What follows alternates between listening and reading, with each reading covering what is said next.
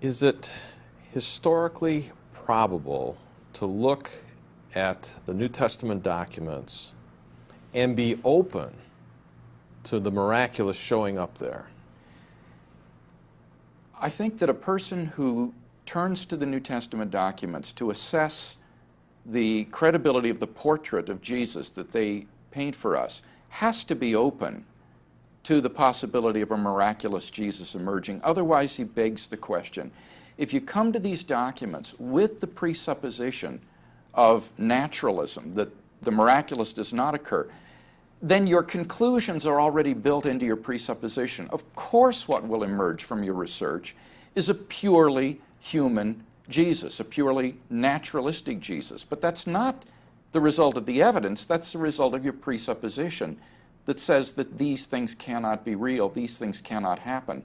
So if we wanted to get at the truth about Jesus of Nazareth, it seems to me that short of a proof of atheism, we have to be open to the possibility that God has acted in the life and ministry of Jesus of Nazareth in miraculous ways, and let the evidence speak for itself. Yeah, so how would you advise a student or a person who is not a Christian looking at the New Testament and discovers there's a virgin birth, there's Jesus walking on the water, there's a resurrection from the dead?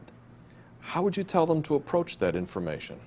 Well, methodologically, I would say that you approach these narratives with an open mind that the miraculous could have actually occurred in history, and then let the evidence speak for itself. Follow the evidence where it leads.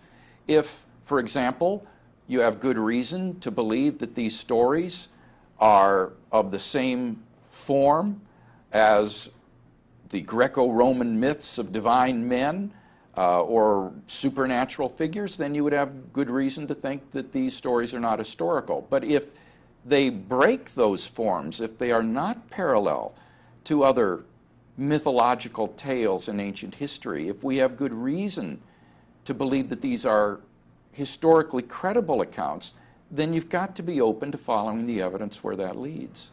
Then, are you opening the door, if the miraculous is possible, for other religious accounts, Book of Mormon, Islam, other religions? Oh, absolutely. I think that you have to be open to letting the evidence lead you to the conclusions that it points to.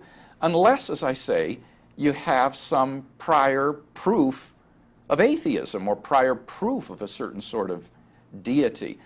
In the absence of some prior proof that there is no such being as described in the Gospels or the Book of Mormon or the Quran, then you've got to be willing to let the historical evidence speak for itself. That's only good methodology. That's being open-minded and not imposing a presuppositional grid upon the evidence before you look at it.